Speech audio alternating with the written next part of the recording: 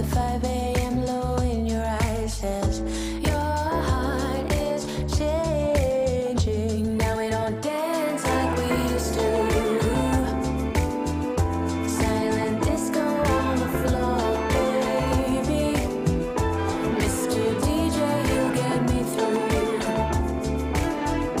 When the beat's gone, you can't save me. Now we don't dance like we used to.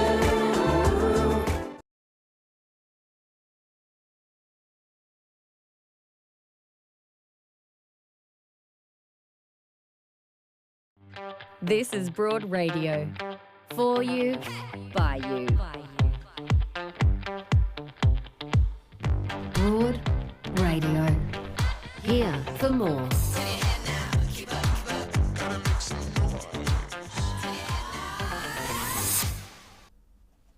Good morning and welcome to Broad Radio. I'm Jo Stanley and this morning my co-host is Serpil Senelmis. Good morning. Good morning, Serpil. Jo.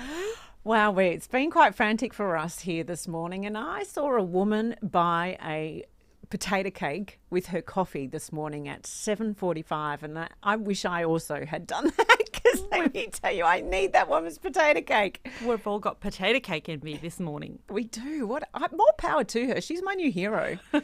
She's just gone, yes, I'm having some fried goods for breakfast and I don't care. Why not? Absolutely. We have a very big show planned for you. We're going to be talking, of course, about the election results, what was an extraordinary seismic shift in politics that we all witnessed over the weekend. To help us do that, author and political reporter for The Guardian, Amy Remeikis, is going to be joining us. She's amazing. Her book On Reckoning is one of the most powerful things I've read in only, it's a fairly small book, but incredible. Yeah, I think I smashed through it in about an hour. I mean, I had a migraine and it didn't stop me from reading it because it was a page turner. Yes, Yeah. It's quite the treatise on women's rage. And so I'm looking forward to Amy's perspective on this incredible election and our new government. We're going to be also talking about the AFLW CBA, the new collective bargaining agreement. What does CBA stand for? Collective bargaining agreement, yes, with journalist and podcaster Marnie Vinall. And I don't know, are you much of a seamstress, a crafter, a maker? No, I'm a letdown to my mother. All of our mothers could sew, and then there's us. What happened? I don't know. I can't even sew a button. I mean, I've tried. You could sew a button. I could, but it never looks right. It's like clunky and fat and, I don't know, too many stitches or something. I don't get it right. Well, we're going to be joined by sewing superstar and author Daisy Braid. She is known as DIY Daisy, and she tells us that we could sew. She tells us she knows how. So we're looking forward to exploring how to do that. And that's all coming up in the show today. To start with, though, I would like to mention, if you're watching on Facebook or YouTube Live, please do join the conversation, share your comments and thoughts as we get along in the show today. And you can always catch up on all of our episodes via our podcast, Broad Radio on the Go, wherever you get your podcasts. And actually, this week we are releasing a little mini-series, which is in collaboration with Coast Trek. I'm doing Coast Trek Melbourne on Friday. I'm doing the 30K walk. I am so jealous, Jo, because I wanted to do that, right? And I did the ring around and I could not convince more than 2 people. And you needed a team of 4. Yes. So we were just missing one person. So I'm a little bit heartbroken, but I'll follow. I'll just live through you. That's all right, because, you could go and do the Margaret River one later in the year if you could rustle up that extra person. Also Adelaide as well, and Brisbane. So there's 3 other events, but we, Broad Radio, are collaborating with Coast Trek and releasing a little mini podcast series called the Broad Radio Coast Trek Collection, which is going to help you if you're out training, not necessarily just for Coast Trek, just generally out pounding the pavement. It's a little bit of something to keep you company. So look out for that. That's going to be released this week. Right. Serpil, what were your reflections on this extraordinary election that we've just seen unfold before our eyes? I couldn't stop watching the TV. I was up till 1 a.m.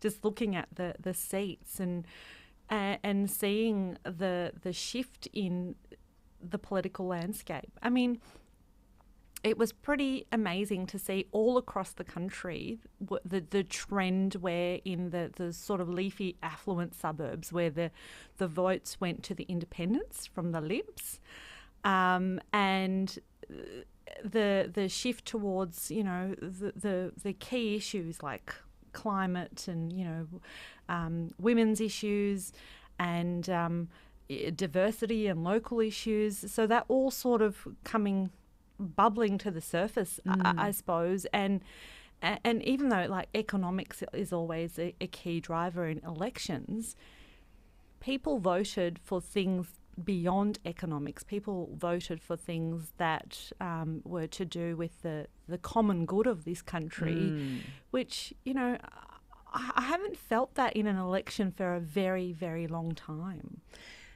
Except perhaps we're in a bubble and there are people that don't feel that way. It's not their common good. You know, like I feel like there is, I have spent time since the weekend in which I was overjoyed, and I'll share with you where I was when the election was unfolding. But yesterday I was with some people who didn't feel like it was their result, and they weren't particularly happy.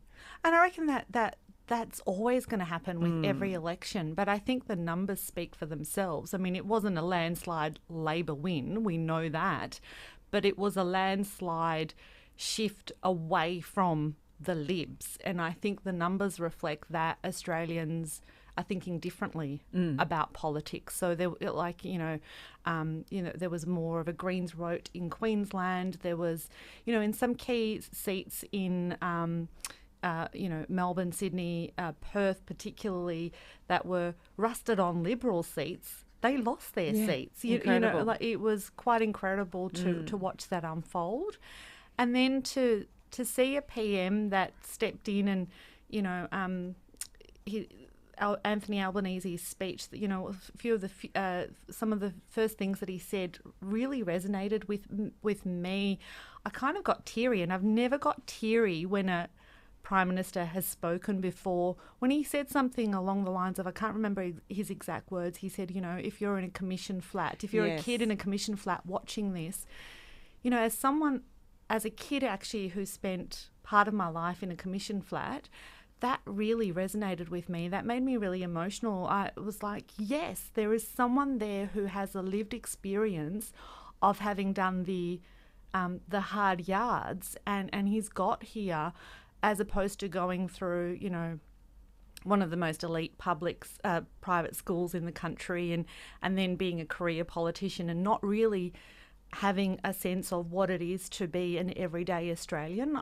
That sort of gave me a real sense of hope that perhaps we're going to have a government who actually listens to everybody's lived experience. Yeah, there was certainly lots of firsts. You know, there was. It's our first, I think, Prime Minister with a non-Anglo surname. I believe we've got our first MP who is a refugee. Yep. We've got all of these teals coming in, and that leads me, thanks Joe for a beautiful segue, to another first, which is where I was on Saturday night, which is the first time the seat of Goldstein is held by a non-Liberal and a woman. So I was lucky enough to be on the fringes of Zoe Daniel, as she's the member for Goldstein. She was the independent candidate for Goldstein, and I was lucky enough to be on the fringes, sort of supporting her in her campaign. And so I was there on Saturday night, and I've never been at an election celebration well, it was always going to be a celebration, win or lose, really, because the community had worked together so beautifully and so many new friendships and connections were made. So regardless of the result, there would have been a celebration. But most definitely on Saturday, when what hilariously happened was that actually the ABC ran a ticker to say that it looked like she had won long before their scrutineers in the room had actually decided that was going to be the case. So the crowd was celebrating, and Zoe she does everything by the book, and so she was not going to celebrate until we knew, and then, of course, until Tim Wilson conceded. But it was a very beautiful moment, and then she gave this gorgeous speech. I don't know if I've tried to sort of cue it up there. Beck's running the show today over there, and so this is her tribute to Vida Goldstein, who the electorate is named after. 100 or so years there was a woman called Vida Goldstein. She was an internationally renowned suffragist. She was the first Australian in the Oval Office. She ran as an independent several times because she was so independent that she couldn't bring herself to run for either of the major parties. Vida was not elected. This seat is in her name, and today I take her rightful place. Oh, it's very exciting. I was yelling and whooping and hollering. Amazing, just amazing. And as a woman of a certain age, which is what we're being described now, this wave of women who's voted in the independents, I celebrate being a woman of a certain age and having that power to make a decision on behalf of this country and vote in that way. Absolutely. I mean, we're the wise women. We're the women who know what should shift. So if that's a label that we have to wear to get things done, Jo, I'll own it. We are getting things done. So yes, it's a very exciting time. In a moment, we're going to speak with Amy Remeikis just to get more of the election unpacked and sort of unfolded there. But firstly, let's welcome everybody who's commenting already on social media. People who are loving the idea of a hash brown or a potato cake right now. People suggesting that they would walk with you, Serpil. Oh. If you wanted to do the coast trek, they're so into lovely. it. Yes. And people saying yes. They too started off in a commission flat. And she was in tears. That's Etche. And people feeling the empathy and kindness as we go into this new time with this new government. What a fabulous result for women. It was a very exciting time. Let's, in just a moment, we're going to get Amy Remeikis to give us her perspective on this extraordinary election.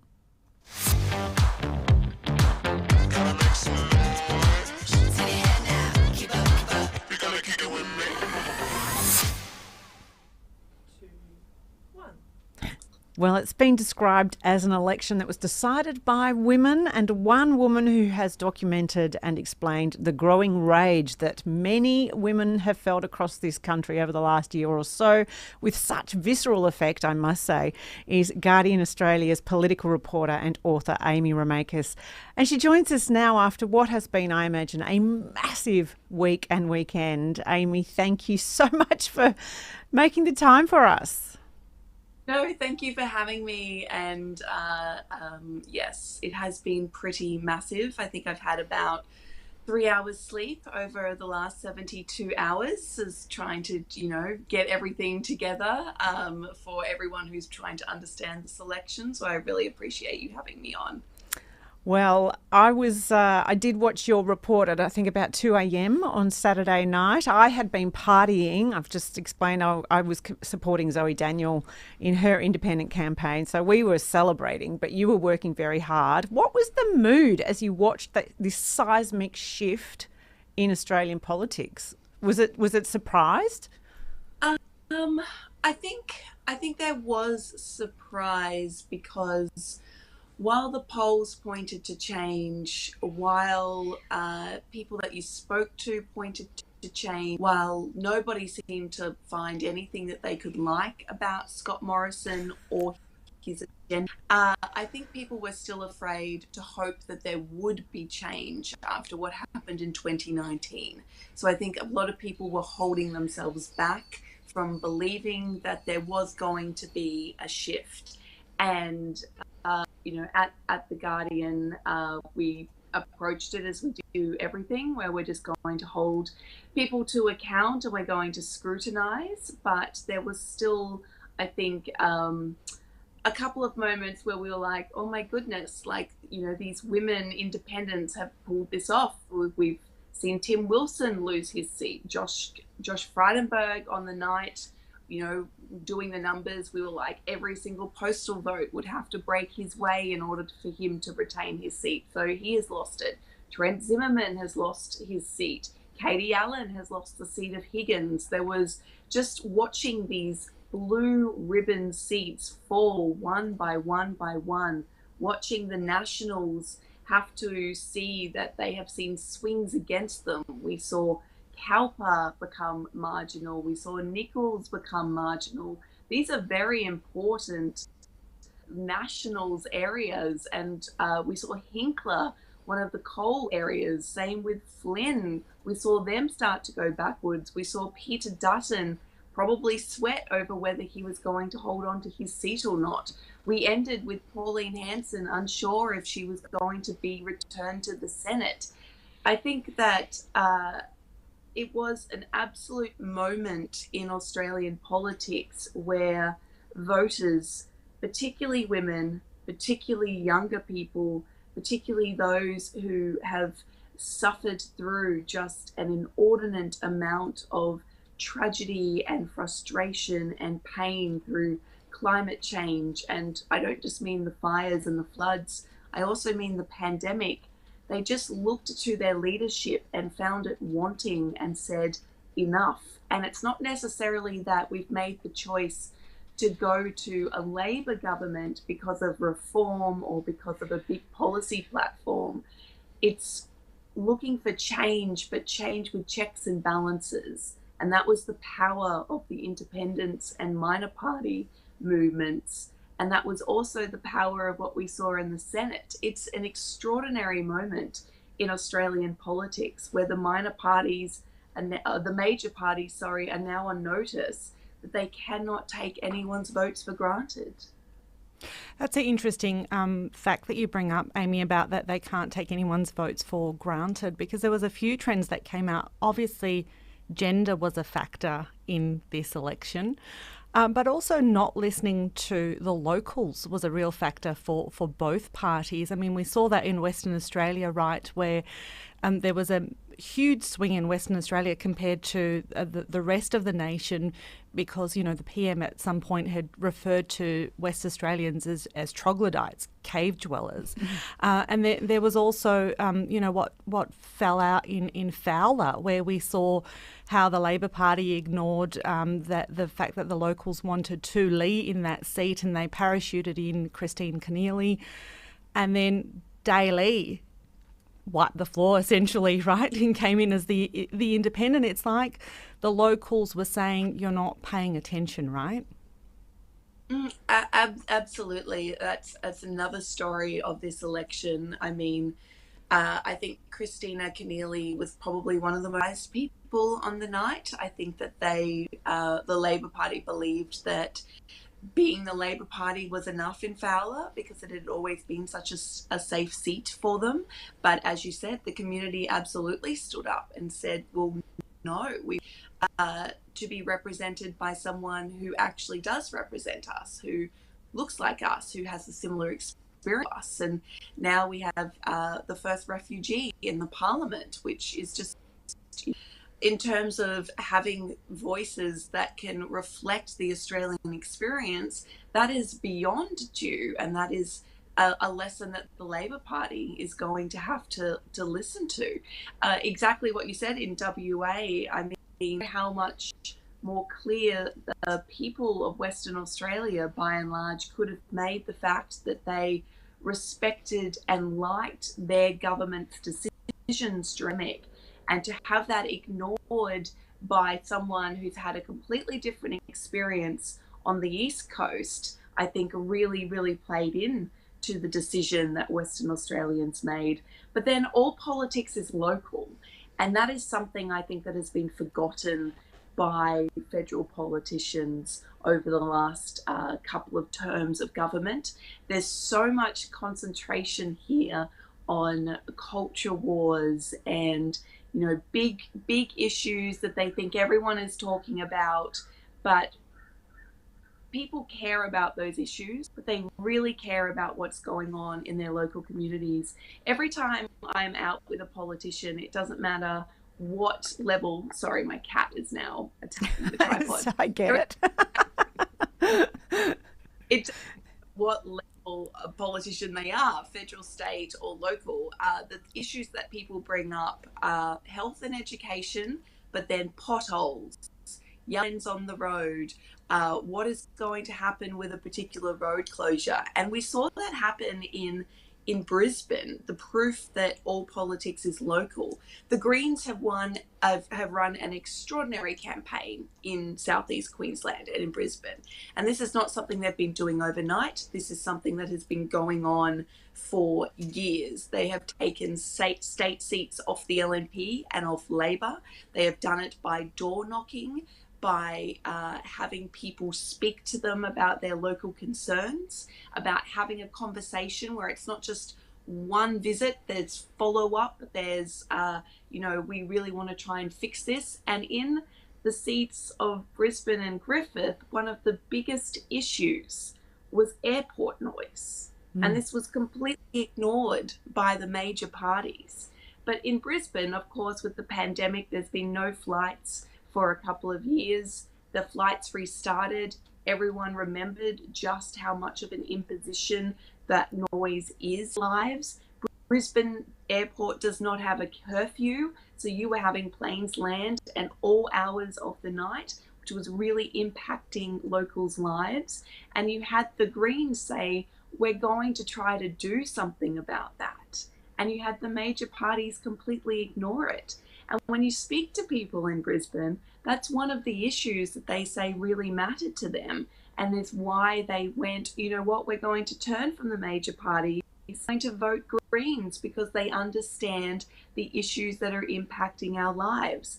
So yes, all politics is local. And that reflects in the candidates that you choose to represent your electorate. And it also reflects in the issues that are important to your electorate. So let's look to what now is the government and the members of parliament that will be taking their place in parliament. 15 out of 17 seats that changed hands went to women. And we have a record number of women MPs now. So what impact do you think that is going to have on our government and, you know, in real terms to Australians? We know that diversity improves any political outcome, because the more different voices you have in the room, the more experiences you have in the room, the better policy you're going to get.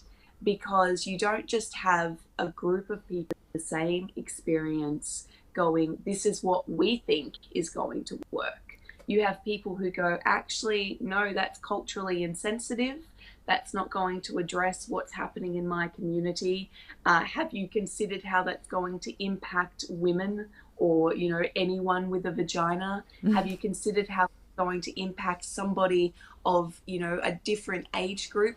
You have all of those people start to speak up and improve things.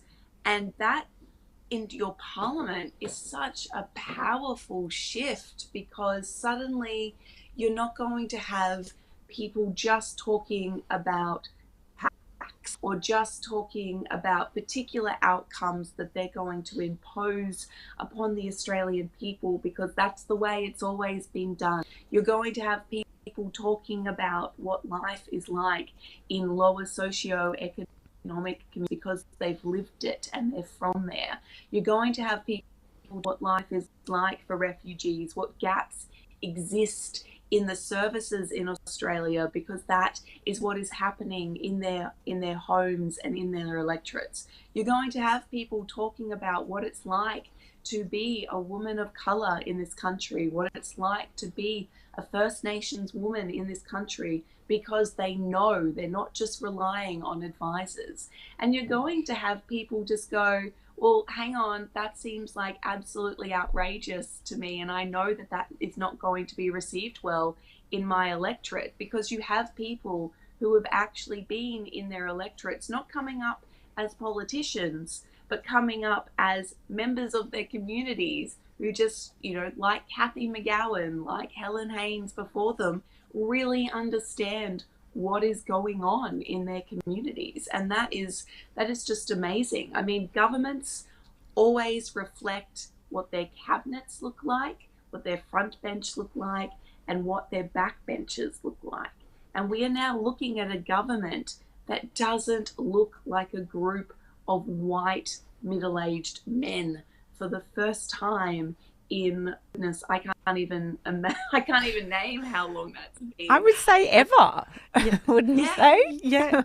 Look, I'm finding it really heartening because for the first time, I think the Parliament is going to start reflecting slowly what we refer to as multicultural Australia. I mean, I think I saw there was 10 new Asian Australians and 7 Indigenous First Nations people there representing us, which is so heartening to see, and the flood of women as well. So finally we're going to see a cross-section of Australian society. Obviously we can always do better, but I find that really hopeful. I find it really hopeful that the new PM hopped on stage and the first words that spilled out of his mouth was that he was going to make a commitment to the Uluru Statement from the Heart. I find that the fact that we could have a constitutional voice for Indigenous Australians really heartening. But what does that mean, Amy, in real terms? What do we need to do to get there? I mean, they made a commitment, but what happens next? What happens next is a lot of a lot of listening First Nations people about what they want and how they want this process to work, because this isn't about, people like me. This is about listening and also just taking the beyond patient and gracious hand of First Nations people in this nation and going, thank you for waiting so patiently for us to get our act together. We're going to work through this and we're going to be led by you. And they'll have a minister in Linda Burney who has been working on this for years. With Senator Pat Dodson has also been working upon this for years. And a crossbench and progressive Senate who also want to see change happen. And I hope, from what Anthony Albanese was saying on Saturday night, that this is going to be the end to one of the most awful culture wars that this country has propagated, in that he will take everyone together, but we're not going to blow it up. We're not going to pretend that this is divisive, that this is something that means that, somebody is rising above somebody else, that it's a third chamber in the Parliament. We're not going to pretend it's any of that stuff. We're going to say what it is, which is consultation with Indigenous people before legislation is enacted, which impacts their lives. That's all the voice is. Constitutional recognition is I think we can all agree, beyond due. It's absolutely ridiculous that in 2022 we are still talking about what is going to happen and the fact that it's not already part of our constitution. Because if we're going to have it that underpins Australia's law, we need to recognise the people who here before was in place. It's just Yeah. The voice to Parliament is literally just, here's some legislation that's really going to impact your life. Think about that. How can we improve it? How can we make it better? How can we make this something that's going to work for your communities and for your people? That's all the voice is. And the fact that when it was first raised in the Uluru Statement from the Heart, you immediately had politicians, including Malcolm Turnbull and Barnaby Joyce. I mean, Barnaby, we know where he's coming from, but including Malcolm Turnbull, the Prime Minister at the time, who is, quite liberal and probably now regrets some of what he said. They immediately jumped on this is a third Parliament and that's not what we do here. And it just started completely this ridiculous culture war that has now made it so much harder to even have this conversation. It's just ridiculous. So I hope we have come to the end of that ridiculousness and we can begin to treat policy seriously in Australia, because this matters. Yes, it absolutely does. And I was very emotional when the new Prime Minister, it was the first thing that he said. And when we saw the Aboriginal and Torres Strait Islander flags in that symbolic gesture hung for the first time in the Blue Room, just amazing. And there is so much that we're hearing that the new Parliament, the new government will be doing, and Prime Minister Albanese will be doing as far as ICAC and, climate change and all these things. So let's hope that the promises that we've heard actually are rolled out. I'm aware that your internet is extremely jumpy, Amy, and you're very tired. So I just have one more thing to ask you, and I want people to please read your book on Reckoning. I found it just incredibly moving, and it is, as I said, a visceral, really exquisite exploration of women's rage, and as a very moving account of your own experience of sexual assault. It's just an incredible book and a really important one. And I read it again heading into the election, I must say, and it was sort of gave me a sense that you it was like a portent. It was like a foretelling of what was going to happen because it was released in January.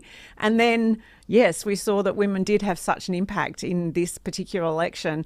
But over the weekend, or yesterday, I think it was, you tweeted, rage can be galvanising and sometimes you have to burn things down to start afresh. Stay angry. There's so much more work to be done. So what's top of your to-do list now? I think we need to just take a moment and look at how much work there is still to be done. I know that when there are changes, there is always the exhale where people go, okay, things are going to be better now, but things are exactly the same as they were on May 20. I think people just feel better that they're not going to have such a divisive government as they move forward. So having Kate Jenkins' Respect at Work report implemented in its entirety, including ensuring that workplaces take positive steps to stamp out sexual harassment and abuse before it actually happens. Rather than wait until and then go, oh, jolly, we should have done something about that. So sorry. To have to put the onus on companies to start creating safeness, I think, is a very important one. I think actually taking complaints seriously and enacting the Foster Review in terms of what's happened in Parliament and ensuring that that is a safe place for people. But then we need to actually just move beyond those reports and start looking at what we're doing for funding for domestic and family violence groups, for women's legal aid centres. We need to have a look at the partnership agreements, because we've had all of these headline figures promised of money that is going to go and improve situations, but money hasn't flowed. It hasn't gone through to the people who need it. You still have groups who are crying out for assistance because the violence hasn't stopped. The intimidation hasn't stopped. There are women listening to this, non-binary, trans, who are still experiencing everything that we've been talking about for a couple of years. This is their reality. And this is what we need to start addressing. It's not just every time something happens, we hold a vigil and we all go, oh, how could this have happened? It's actually starting to look at the root causes and giving the funds and giving the resources to the people and groups who have ideas of how to address it, but on the front line, know how to extricate people from those situations and get them the help and support they need to begin moving on with their lives. It is really important.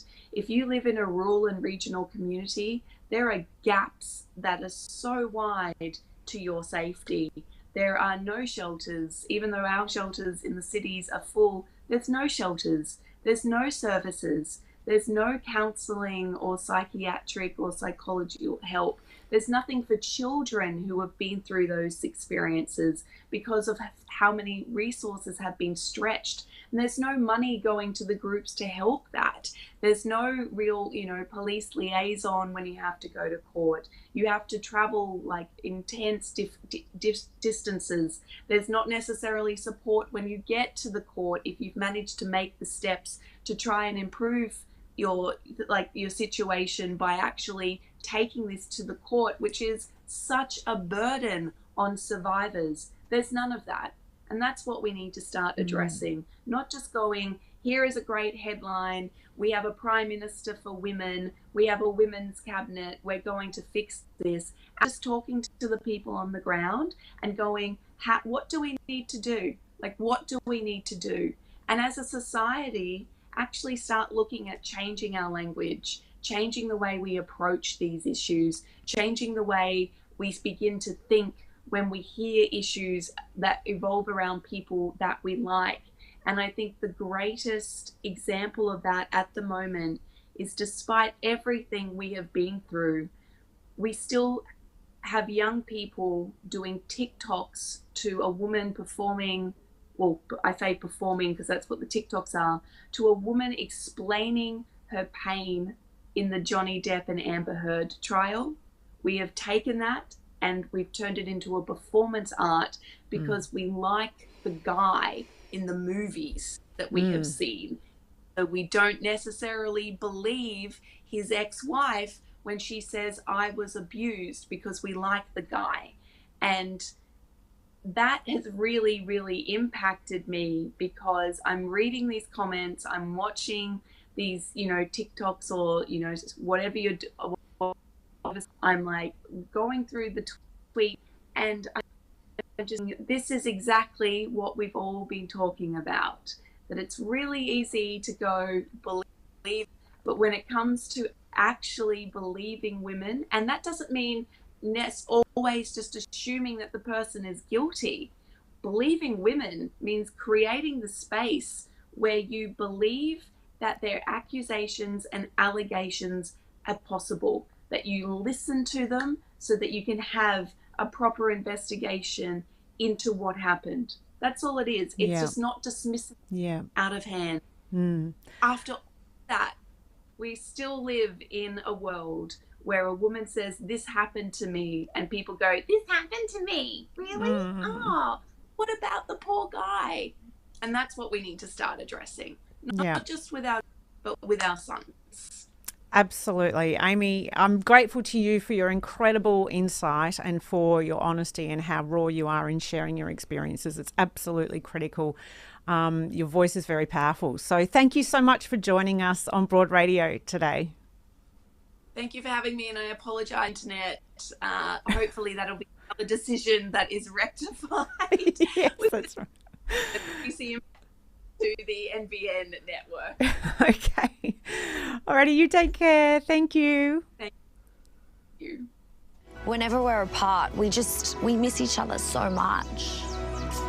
So, please accept this daily dog as a sign of my love for you. Broad Radio, talking inspo we love, info we need, and sharing more of us. Watch and listen live every Tuesday 9 a.m. Australian Eastern Daylight Savings Time at broadradio.com.au, or find us on Facebook, Twitter, YouTube and LinkedIn at Broad Radio Oz. Talk to us live. Call on 1300 8 Broad. Catch up on demand anytime, anywhere, every time, everywhere. On the train, we'll be here. 2 a.m. existential crisis, we've got you covered. Broad Radio, here for more. Well, Serpil, to other fantastic news that has taken place over the last week, the AFLW, and I'm a massive fan. I love the sport, I love the players, and I'm thrilled to read over the last week the AFLW collective bargaining agreement was announced that has seen players working under better conditions than ever before. And to give us the details, we're welcoming journalist and podcaster, one of the new guard of brilliant women working in sport. I'm just loving it. Marnie Vinall, hello. Hello, thank you so much for having me. Oh, listen, Marnie, it's great to see you and all the wonderful work you're doing out there in the media, which is kind of new to see so many women doing what you're doing. Yeah, definitely. There's been such a huge increase lately in the coverage of women's sports, which means people like me get to, cover these sports a lot more, which is very exciting. I think we're seeing such a monumentous shift. And also in the care, I don't think when I was growing up that even if I wanted to be a sports reporter that I would be speaking so much about a collective bargaining agreement. We talk about players' injuries or what's going on. Sometimes their personal lives crop up, but never to the extent of pay, because along with the rise of women's sports, the fandom also includes how they're being treated and their welfare. So to see so much attention to this CBA is really awesome. It's true. Well, can you give us the nuts and bolts of the agreement? Yes. So the CBA, it is a document that's signed by the AFL and then the AFL Player Association, and it just sets out the minimum terms and conditions of that player's employment. So that includes like hours, season length, which is a very sticky point that we'll get to, and very importantly, pay. And then it also includes things in there, which is very important when we're looking at female and non-binary athletes, which is around like pregnancy and maternity leave and pay that goes into that, and allowing parents to have that care. And also because we see so many injuries in the women, so it's also about the support that they get in that. So the big story to come out of this is pay, but there's a lots of other things within this agreement which also is quite important. But the big news is that players across the board are going to get a 94% pay increase, which is phenomenal. And especially because, it's not equal pay when we look at the men's. And I think a lot of people may be a little bit disheartened by that. But these players and coaches and people in the Players Association weren't campaigning for equal pay. They were campaigning for livable wages so that they could, really commit to this league and this competition in a more sustainable way that looked after their own welfare, rather than, they're more realistic. They're not going to be paid the same as the men, which are paid as, Yes. huge sums. So it really is a massive win, and especially because this pay increase is across all tier players. I think it's easy to look at players or stars like Taylor Harris and look at their pay and then use that as an example of, well, these women are being paid quite well. But this pay increase is across the board. So tier 4 players will now receive $39,184 as opposed to just above 20 grand. So that means that it's a lot more sustainable for them to be in the competition. Hey, Marnie, you mentioned livable wages. Does that mean the majority of the players can actually give up their day jobs and just focus on the sport? Not yet.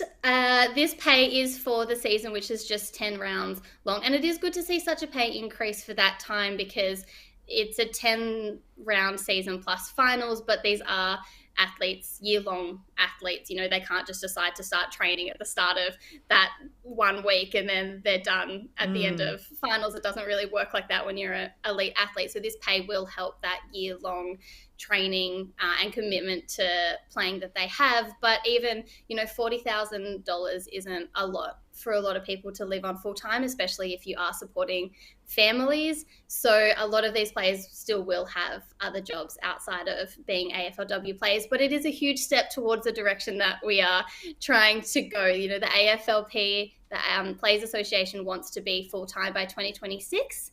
That's seen as quite ambitious from the AFL, who have not agreed to that timeline yet, but it's a huge step in that direction and something that we can really celebrate. Yeah.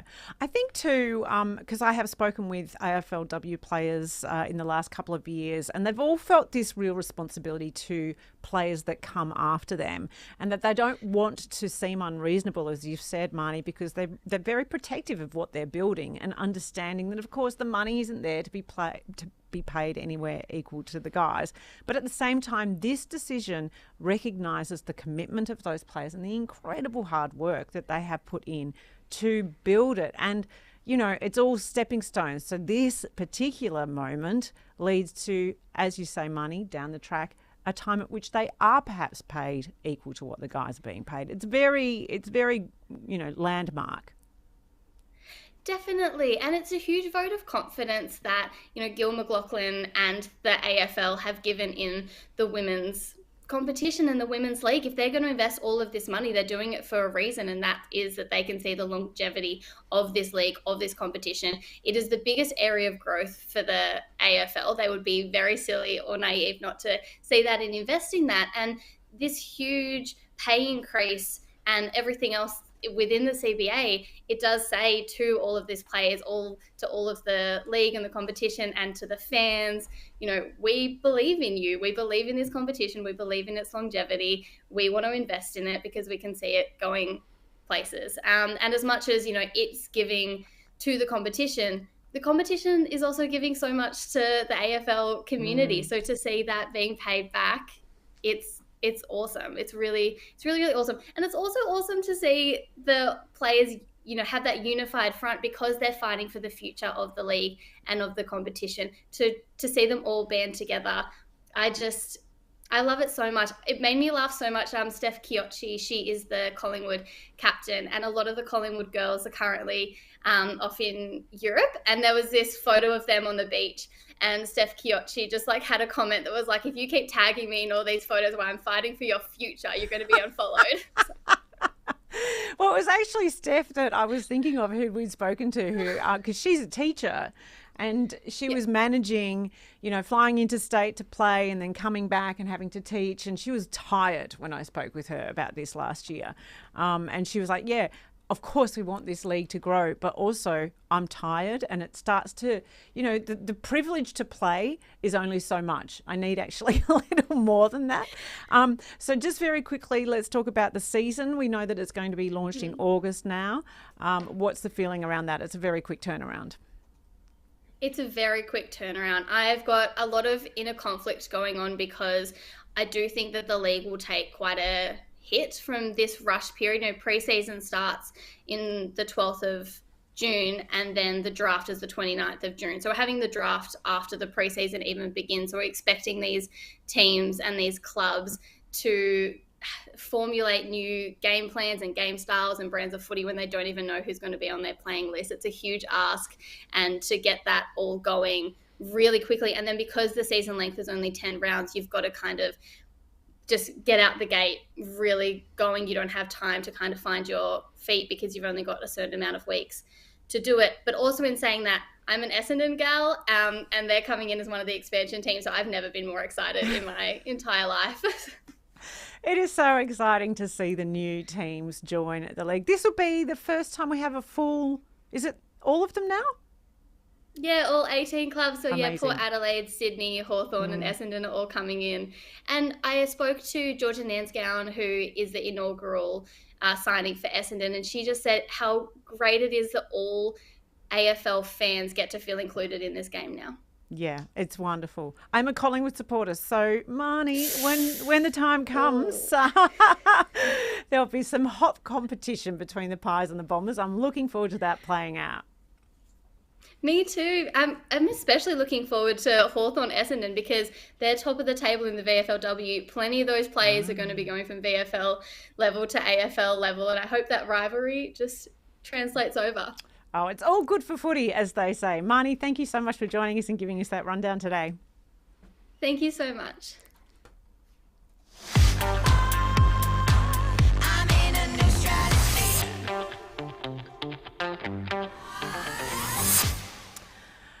All right, well, Serpil, I feel like this particular show is all about things I could never do, really.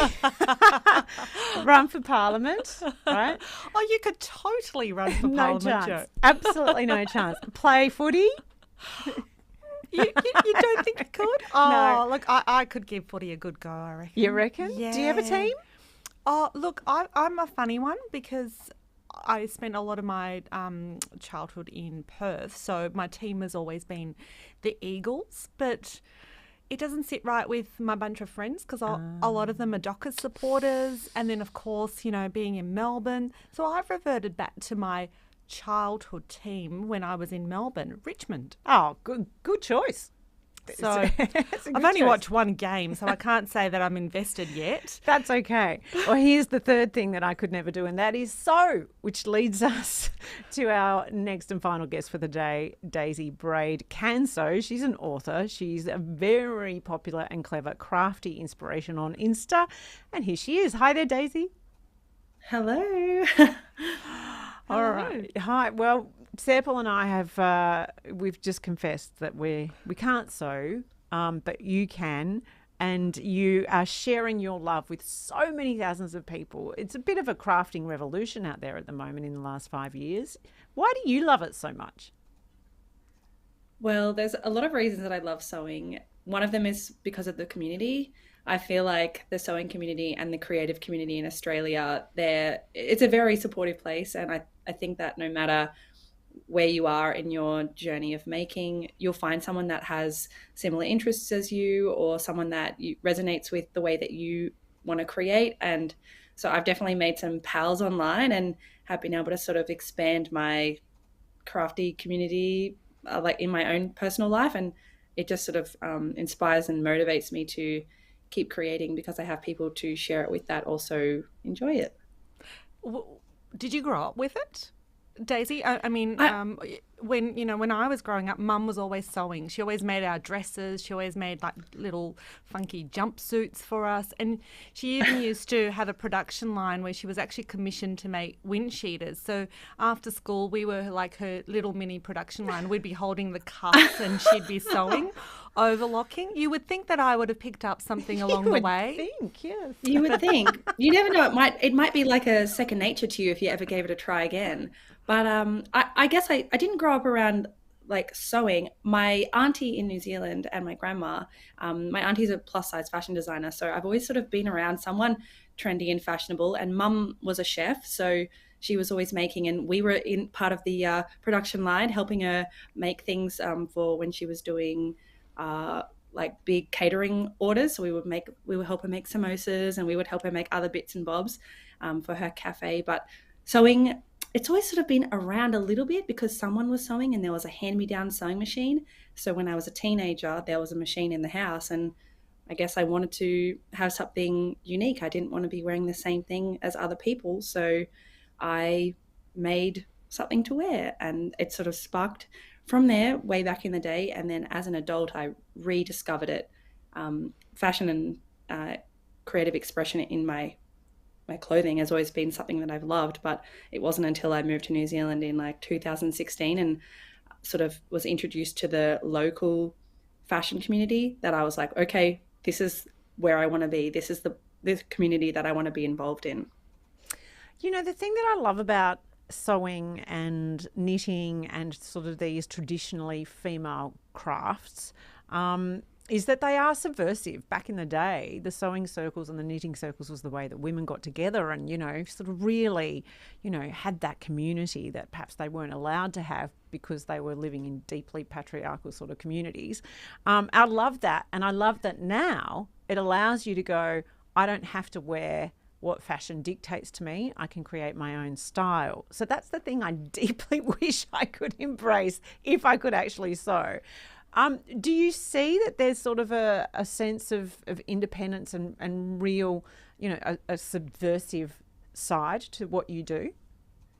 Absolutely. And I think that's one of the reasons that a lot of people sew. It's because they can't find the things that suit themselves or that fit their bodies. And so they make, in order to express themselves, that makes them feel totally authentic. And like for people that don't fit into the industry standards of sizing, or maybe they're really tall, or they have cultural things that they would like to incorporate into their clothing, if you can't find that, then you can make it. And it's really easy to do it, you know, start really small and start with little things, and then as you keep going, you'll be able to incorporate more of your personality and your style into what you're making. And what about the budget side of things, Daisy? obviously, you know, when you think about fast fashion, right, there's some really cheap items out there. I saw a T-shirt for $2 the other day and just sort of took a moment to reflect on that and thought, you know, how many hours of work would go into making this T-shirt, and how on earth are they flogging it for $2? So can you talk us through perhaps the process of how much time would go into making a T-shirt, and that sort of budget conscious people, you know, what they need to consider when they take up sewing? Yeah, well, like many creative hobbies, sewing isn't I wouldn't say it's super affordable. You do have to invest, not just your time, but, you know, you have to buy a machine and you have to buy, you know, materials and tools. I think it's really possible to start from a budget, like from an affordable budget, by going secondhand and looking for things that maybe have been pre-used. So I actually bought my old sewing machine on Facebook Marketplace, and it lasted me for 4 years before I decided to upgrade. And then looking for things like fabric and materials, you don't have to go to a fabric store. You can get a bed sheet, or you can get curtains, or you can go to an op shop or a secondhand store and find more affordable fabrics. And then when you're looking at it from a fast fashion perspective, one of the really sort of cool things about making your own clothes is it does make you reflect on that, like you just said, and makes you realize how much time goes into it. So there's time that goes into learning the craft of sewing, and then there's time that goes into gaining skills and feeling confident. And then maybe making one garment, it could take you 5 to 8 hours, and you might not do that all in one day. You might spread that over a week. And by doing that, you'll sort of see this is what time and effort goes into making just one thing. It definitely makes you rethink your approach to buying clothing, and that's one of my favorite things about sewing, is that I've been able to become more aware of the fast fashion industry.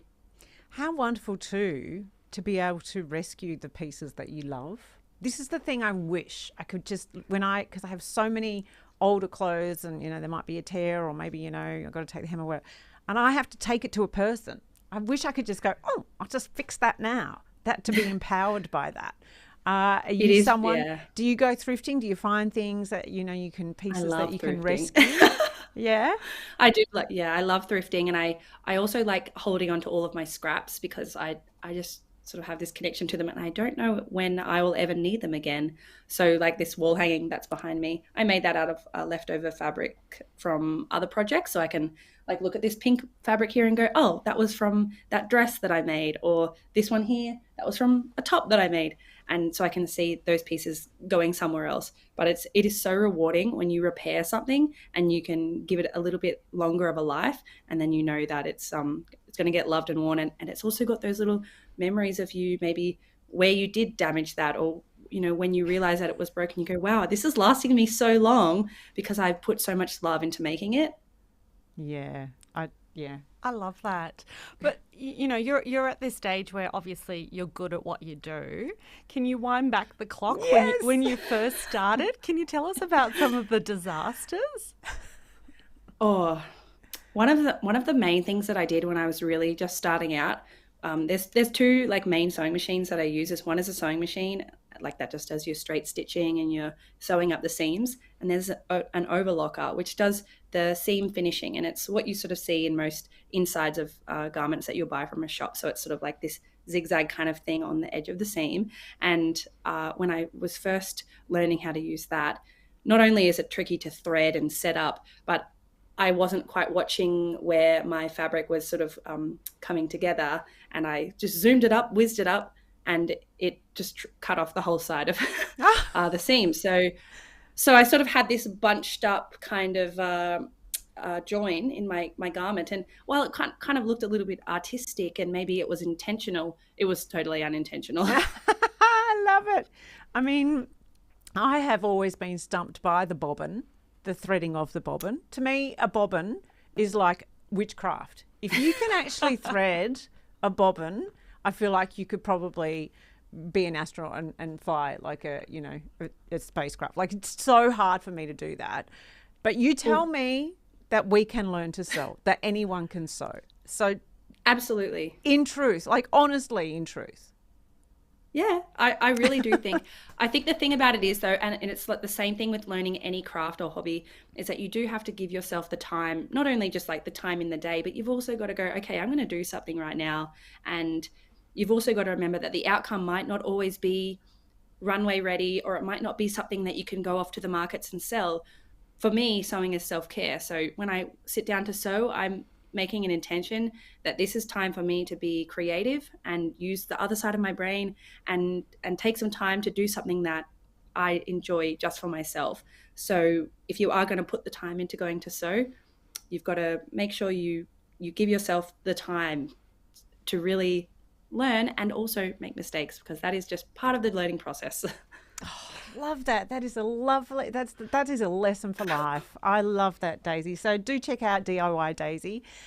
There's some fantastic patterns and blogs and videos, and there's also your book as well, which I'm going to get for my daughter because she loves sewing, and I reckon. Oh, cool. She'll learn a lot from that. What's in this book?